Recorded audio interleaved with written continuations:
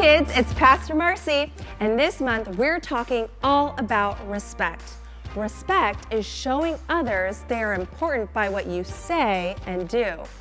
Our words and actions are such a big deal. God can help us use our words and actions for good by showing respect to other people. It's kind of like when you're driving down the street in a car. My friend Avery and I are going to demonstrate this. She'll hold some road signs and we'll see if I can respect what they say. You have to follow the rules of the road, right? Ready? Ready, go. Yield, stop. I did it! Did it! Thank you. The rules keep you safe and they also help you respect other drivers. Well, today in our Bible story, it comes from Luke 5, 1 through 11 and 27 through 32. Jesus had recently returned from 40 days in the desert and he was ready to start his ministry. First, he chose 12 disciples who would learn from him and eventually carry on the mission he gave them. Jesus could have chosen anyone to help, but instead of choosing the most religious or elite men at the time, Jesus chose men who more than likely had been overlooked by other religious leaders. These men might have felt like they missed their chance to learn from a rabbi. But little did they know that Jesus would give them a chance to change the world. It is so important to include people who are left out. It's worship time, so let's stand up and sing our new song, Everything to Me.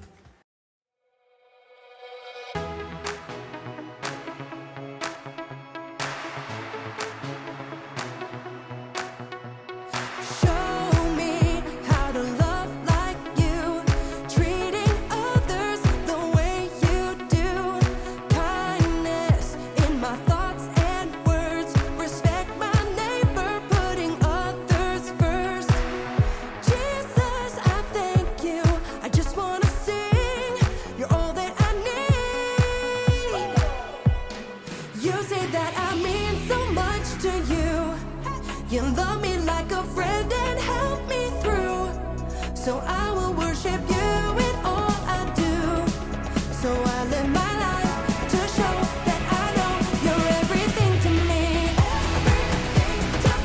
You're everything to me. You're everything to me. So I live my life to show that I know you're everything to me. You taught us a brand new way to follow you in what we do and say. Jesus, you are for us. Help us be more like you every day. Jesus, I thank you. I just want to sing. You're all that I need. You say that I mean so much to you. You love me like a friend and help me through. So I will worship you in all I do. So I live my life to show that I know you're everything to me. You're everything to me. You're everything to me. So I live my life to show that I know you're everything to me. I'm gonna lift my voice to you. Jesus, you make me sing. I'm gonna live my life for you. You're everything to me. I'm gonna lift my voice to you. Jesus, you make me sing. I'm gonna live my life for you. You're everything to me. You say that I mean so much to you. You love me like a friend and help me through. So I will worship you in all I do. So I live my life to show that I know. You say that I mean so much to you. You love me like a friend and help me through. So I will worship you in all I do. So I live my life to show that I know you're everything to me. You're everything to me.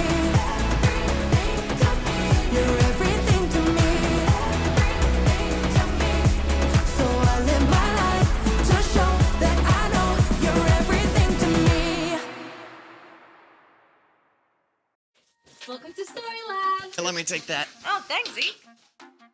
This week we're talking about respect, while we take a look at the story of some guys who weren't used to being picked first for anything. Amaya, what is this?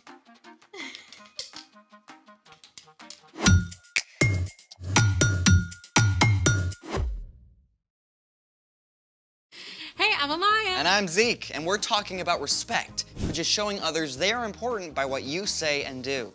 So, I've got something for you. Okay. What do you see?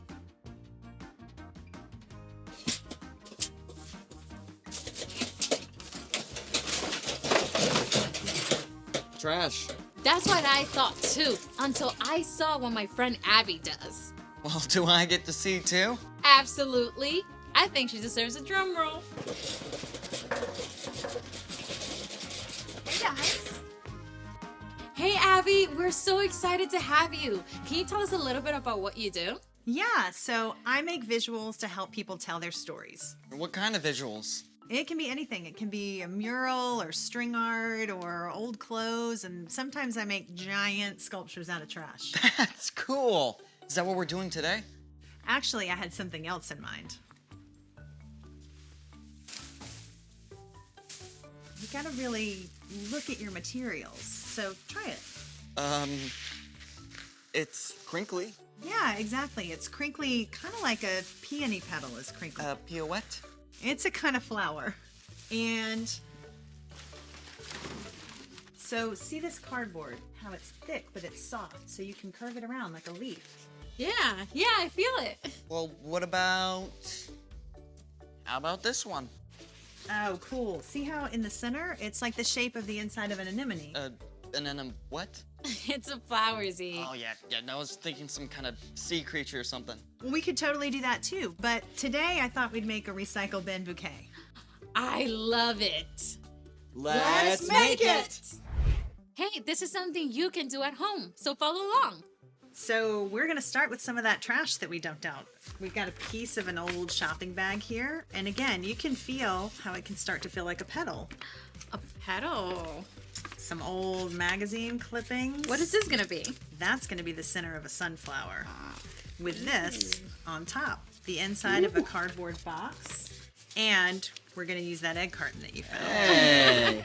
Pass those on back now that you've felt them, and I'm gonna show you what our first step is. We're gonna start with this guy, because as you can see, we got a yellow bag, so that's gonna be our sunflower petals. Right. The first thing that you wanna do is cut a circle, and then you're gonna go through and make all the petals, one cut after another. So you can see that takes a little bit of time. So I went on and cut petals for you guys so we can make flowers even faster today. Thank you. Appreciate it. So you can pick up these, and what we'll start to do is take them, and just like we were feeling that paper, start to bend them like petals of a real flower. Because flowers aren't perfect. They have petals going every which way, and that's exactly what this paper lets you do. Okay, so bend. So you can bend them up. And take your next piece and do the same thing. How's that? That looks great. That looks to me like a flower out in the wild. Sweet. So when you've done that with both of them, then we get to glue them together. So you guys think you're ready to glue? Yes, I'm ready. Almost. So you'll take your bigger one. That's your bottom. So you'll take your bottom flower and use your glue gun, and be careful, it gets really hot. So remember, you're gonna wanna have an adult for this. So you just make a ring of glue and press the top flower down so that they stick together. And that's it. You've got your 2 layers of flour right there. Oh, I'm so excited to make glue. Here you go. Be careful. Thank you. Awesome. We'll pass this back down. We're gonna glue some more though. How do you feel? I think mine's looking really good. It already looks like a flower, right? Yeah. All right. So now we're gonna get to the green part that you asked about. Our little magazine clipping. And you wanna do little tiny snips. So you can see that definitely takes a lot of time. So I went on and did that one for you too. And you have this little thing that you can start to do the same thing with. Kind of crunch them around. Don't be afraid to wad it up because, again, flowers aren't exactly perfect. All the little pieces go in all different directions. So you want it to ruffle up. How's it feel? It's looking good, I think. So we'll do the same thing with the hot glue gun. And you'll do a tiny little bit of glue. My turn. How does it look?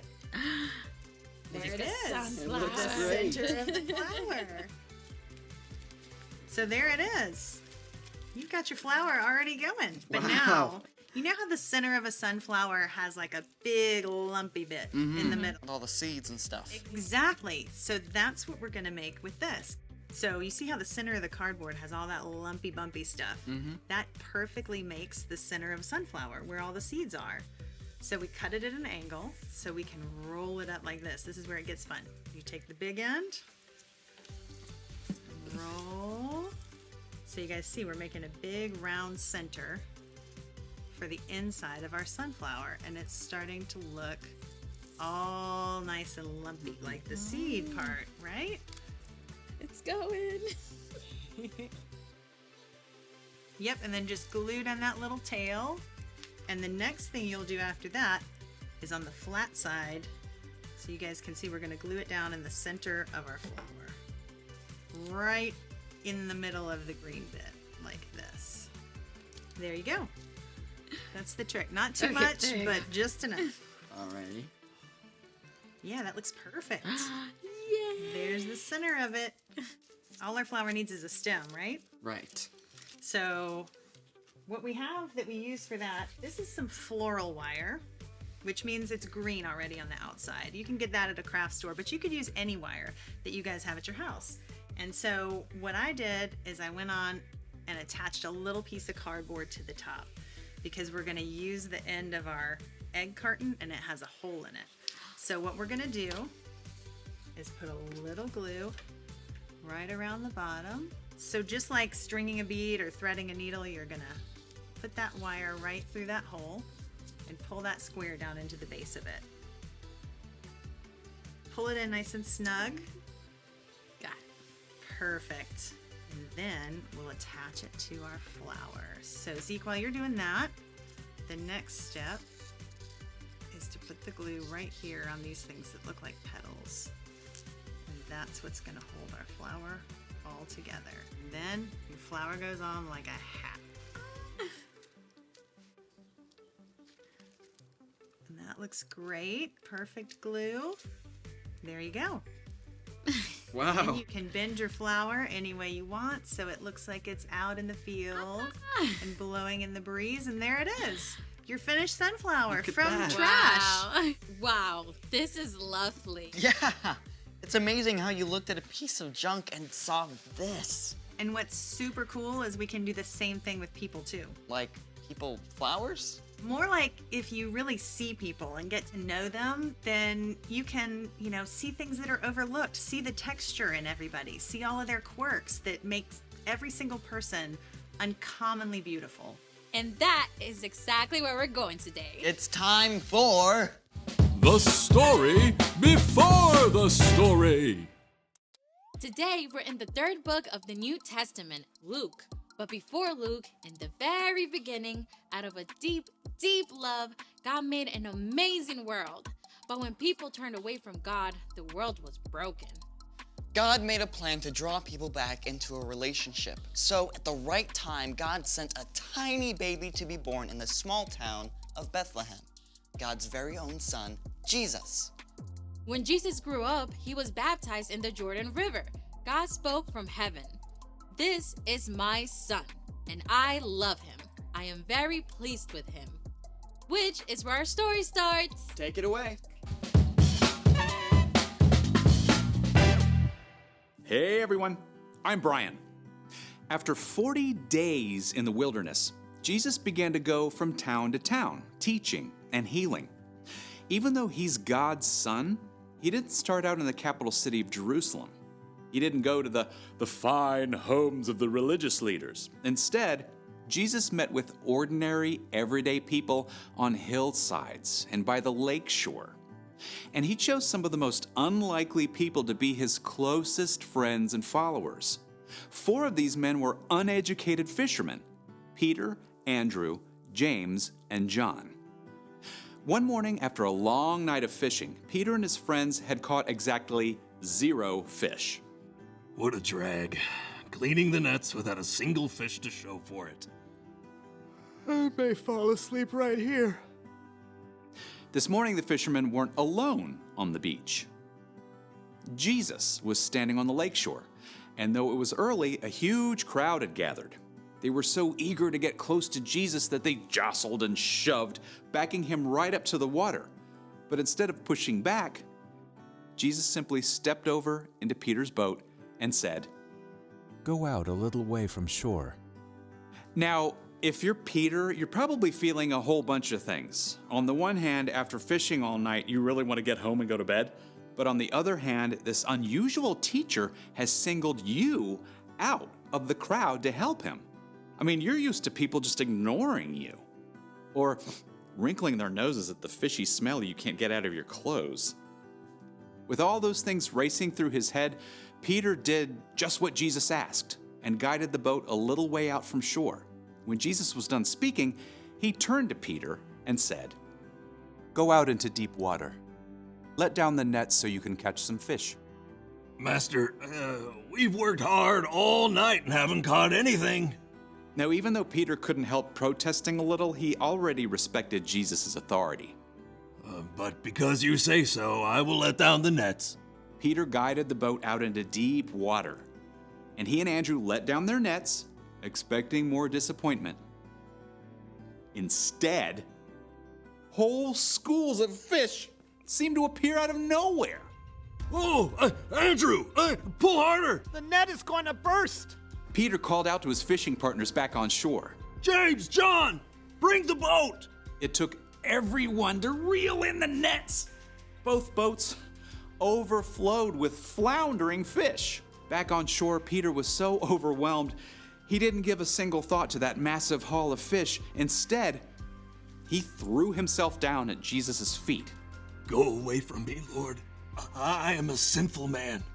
Jesus smiled at the group of ragtag fishermen. Don't be afraid. From now on, you will fish for people. The crowd must have been shocked to see Jesus choose these common fishermen as close friends and disciples. Right away, Peter, Andrew, James, and John hauled their boats up on shore. They didn't even stop to clean and sell all those fish. Jesus wasn't finished calling disciples. One day he stopped at a booth where a man named Matthew was collecting taxes. Okay, now, first thing you got to understand, no one talked to a tax collector unless they had to. These men were hired to collect taxes from their own people for the Roman government. They would charge extra to cover their own salaries. I mean, everybody hated them for it. But Jesus walked right up to Matthew. Come, follow me. Everyone was shocked, including Matthew. But Matthew didn't hesitate.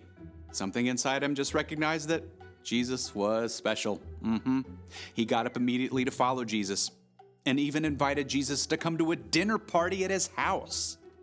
At Matthew's home, Jesus shared a meal with tax collectors and others who were seen as outcasts. The religious leaders were shocked. They grumbled to Jesus' disciples. Why do you eat and drink with tax collectors and sinners? Jesus heard what they were saying. Healthy people don't need a doctor. Sick people do.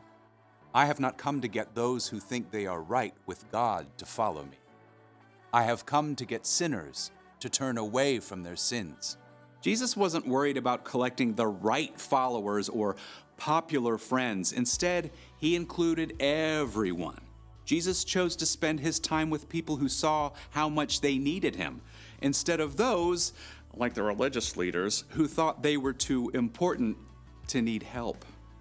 The end. I wonder who Jesus would talk to if he came to my school. That is a great question. It's like Jesus' teaching went beyond anything anyone has ever heard before.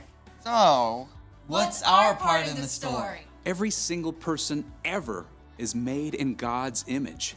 That means everybody you meet is important and worthy of love. Just like Jesus, we can choose to include the people who get overlooked and left out. Maybe people who aren't popular. Or people who are new or different. Even people who have messed up. Yeah, like there's this girl in my school who eats by herself at a table in the corner every day. I could invite her to have lunch with me. Yeah, and there's this kid in my grade who always gets picked last for stuff. I could have him be my lab partner in science class. I think you guys have got it. See you next time. So here's the thing. Include people who are left out. Hey, do we get to make more flowers? Oh, already on it. Wow. I still cannot wrap my head around how this came from a pile of trash. You just got to keep your eyes open and take a good look at all the cool things you find. And the people you meet. Yeah, there's always something amazing to discover. Exactly. Thanks for joining us in the Story Lab. See you next time. Oh, this is awesome. This is so amazing. What did you make this out of? Oh, it's a food box and then a little potato bag That is inside the center. incredible. And check out, these are the bottoms of an egg carton too.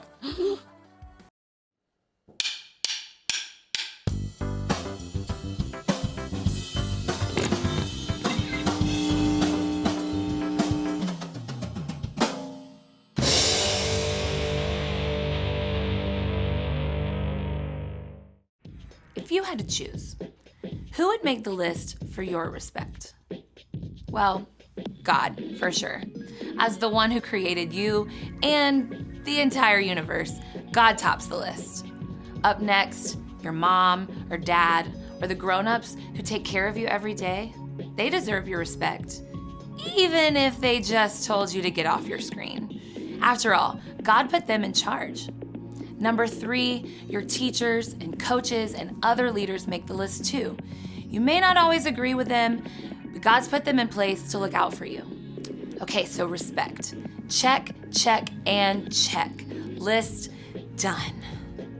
Except it's not.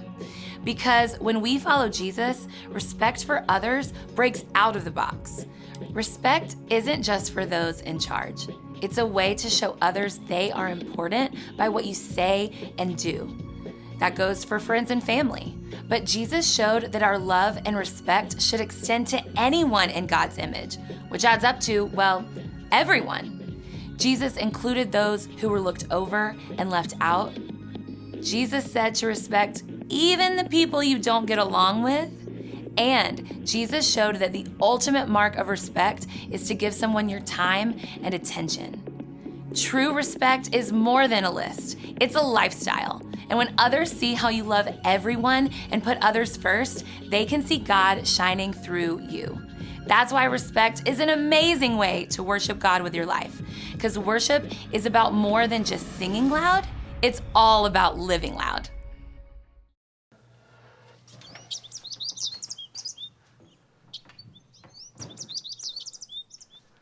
John?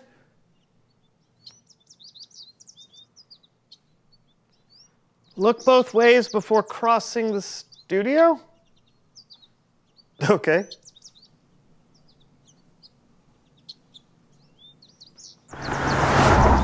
Ah! What?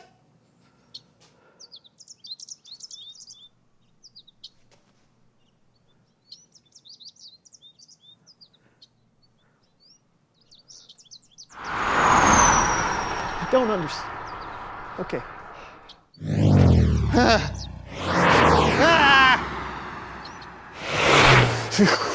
Okay, here goes nothing.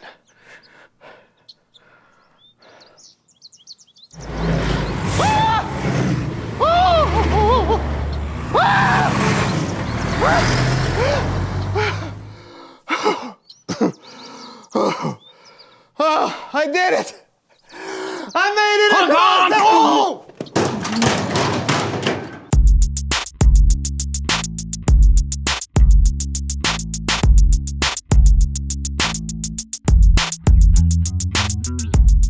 Hello, everyone. I'm Brandon. I'm John. And welcome to the So and So Show. Happy February. Did you say February? Yeah. I know there's an R there, but most people don't pronounce it. Oh, well, most people are wrong. Yeah, you pronounce the R because in February you always make a good roux.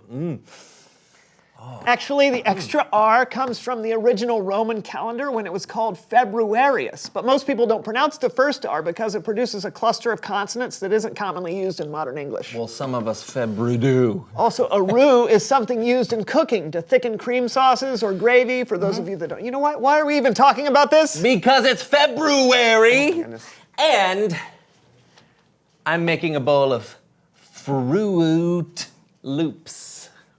Oh, look at that. Oh, yeah. That's gonna be tasty. Sticks to your ribs. You're not gonna eat that, are you? Absolutely. Did someone say manners? Oh, Melinda Manners, I'm so glad that you're here. Happy to be here. I go wherever the wind or the charge of my electric bicycle takes me. Oh, well, for those of you who haven't met Melinda, she's an expert on all things proper and mannerly. Indeed. Yes. Now tell Brandon the proper way to pronounce the month we are currently in. Ah, the proper pronunciation for the second month of the year is February. I know that. Because of... let's see, not that. Let's see, just looking for these. How did this get in there? That's hilarious. Okay. Rue. That is not why people... They were going to call the month February gravy, but cooler heads prevailed. I think this show has run a bit off course. Oh, well. When you don't know which way to turn, look for the sign to allay your concern. A sign? Of course. When you are lost or off course, there are often signs to help point you in the right direction. You mean like road signs? I usually don't pay any attention to those. Oh, you mustn't do that. Oh, no. No? No. Oh. Without road signs, how would one know the rules of the road? No. Rules are there for us to follow when you run, when you drive, or when you eat a marshmallow. What are the rules for eating a marshmallow? Let's play a game. Oh, look over there. What? Voila! Wow! Amazing. This game is called Name the Road Sign. Awesome! Oh, really? Road signs will be displayed on the video monitor, and you will take turns to see how many signs you can identify. John will go first. Great! And start. Okay, stop sign, yield sign, railroad crossing, no left turn, pedestrian crossing, school zone, narrow bridge, merge, construction zone, bicycle crossing, divided highway, low clearance, one way, T intersection, no U-turn. Oh! Excellent work, John. You certainly know how to respect the rules of the road. 15 points. Yes! Brandon, and go. Okay, look in all directions. Whirlpool ahead. Broken circle. Circle. Traffic circle. Yes. Yeah. Look both ways before you cross the street. Parallel lines. Oh, no, parallel parking. Both ways when you... Oh, two-way traffic. H. The letter H. Halt. It's like a stop sign, but it's a halt sign. Halt. No. Okay. Helicopter landing pad with a helicopter. H is a hiya. Hello. Howdy do, stranger. Welcome to our town. Time is up. That was, of course, Hospital. and a bonus point point for John. That's no fair. His were way easier. Very well. Let's do another round. This time you will both be allowed to answer at once. Yes. And begin. Okay. Spaghetti Junction. Only drive in reverse. Oh, no, that's... Steep cliff. Use caution. Wow. Look out, Low-flying look, airplane. Oh, that's it. Alpaca crossing. Llama crossing. Unicorn crossing. The one with the... Camel crossing. No, I'll still with the one No with right turn of driving a camel. Warning! Killer mosquitoes! Chickens playing chicken! Oh. And one more. Wait! I know this one. It's man in an orange circle. Awesome hair alert. Silhouettes waving. I am not good at this. It is, of course. It's Bible story Bible time. story time with Kellen.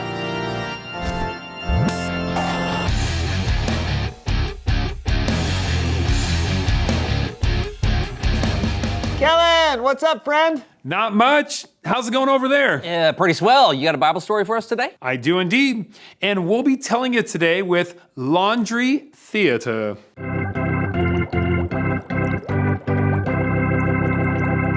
Our story comes from the book of Luke. Luke wrote about Jesus when he started healing people and teaching them. People were starting to follow Jesus and listen to his ideas about God and how we should live in the world. One day, Jesus had been teaching people from a boat that belonged to a fisherman named Simon Peter. Jesus was sitting down in the boat while he taught people on shore. After he had finished speaking, Jesus told Peter to take the boat out into deep water and put his nets down to catch some fish. Peter told Jesus that they had been fishing all night and hadn't caught a thing. But because Jesus had asked him to, he would. Even though Peter probably doubted that they would catch any fish at all, he had great respect for Jesus and his teaching. And because of that, he was willing to do what Jesus asked. After Peter and his fellow fishermen went out to the deep water, they put down their nets. And they caught a massive amount of fish. It was so large, the nets began to break. The catch was so big, Peter had to have another boat come and help take some of the fish. There were so many fish, the boats began to sink. When Peter saw how many fish they had caught, he was amazed. He dropped to his knees. He was scared. He told Jesus to go away. He didn't feel good enough to be around someone so amazing. But Jesus told Peter not to be afraid, and that from now on, instead of fishing for fish, Peter would fish for people. Simon Peter left everything behind to follow Jesus. Two other men, James and John, also saw what had happened that day, and they decided to follow Jesus too. These were ordinary guys, fishermen. They weren't rich or powerful, probably didn't feel like they belonged. But Jesus was going to use them to change the world. And not long after that, Jesus met someone else, a tax collector named Levi, who was more commonly known as Matthew. Now, back then, tax collectors were generally not liked by people. But when Jesus saw Matthew, Jesus told him to follow him. And Matthew immediately got up and left everything and followed Jesus. Then Matthew threw Jesus a banquet, or a party. And there were other people there, other tax collectors. And some of the religious leaders were not too happy about that. They complained and asked why Jesus would eat with tax collectors and sinners. Well, Jesus told them that it is not the healthy that need a doctor, but the sick. Jesus wasn't looking for the people who thought they were right with God to follow him. He was looking for those who needed help. The end. Great story, Kellen.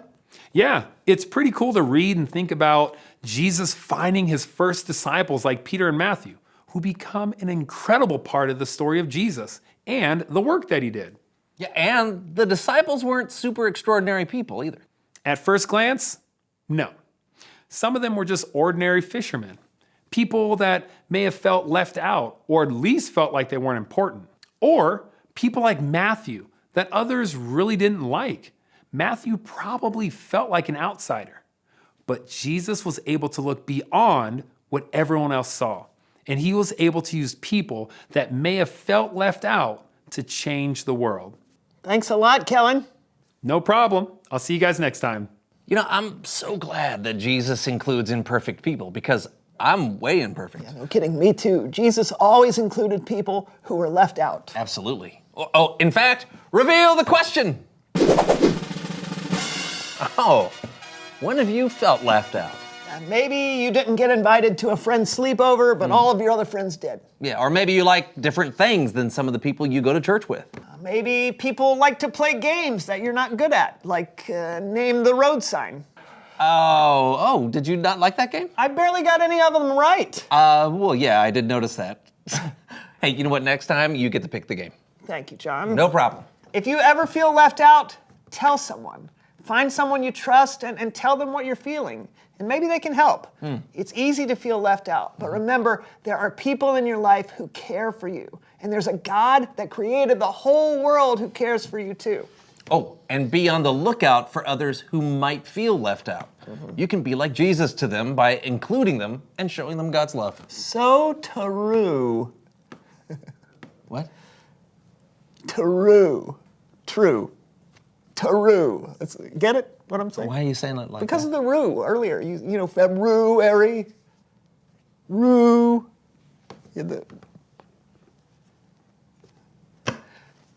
Well, that's all the time we have today, but we'll see you next time on the So-and-So Show. Remember the rue at the beginning of the show? You had the rue out. We argued about February. Rue. I feel left out. Push my spoon away from me. Yes, and now enjoy. Oh, what do you call an Australian roo? What? Made by a kangaroo. What? A roo-roo. Oh, no. Oh, yes. No.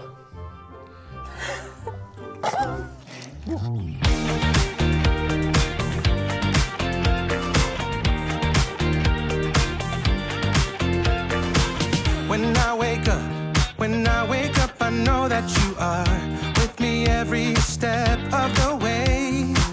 You're strong enough to handle any fear that I face. Even things that scare me, 'cause they seem too big. Even all the hard things that make me wanna quit. You're bigger than it all, and you're in charge of it. And I don't feel so worried when I look to you.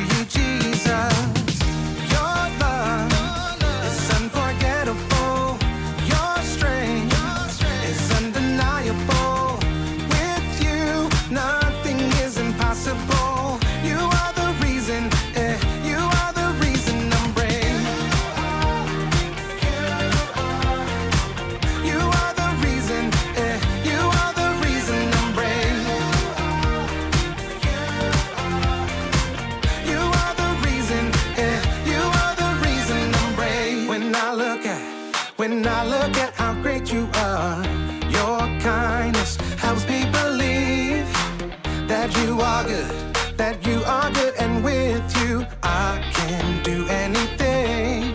Even things that scare me, 'cause they seem too big. Even all the hard things that make me wanna quit. You're bigger than it all, and you're in charge of it. And I don't feel so worried when I look to you, Jesus.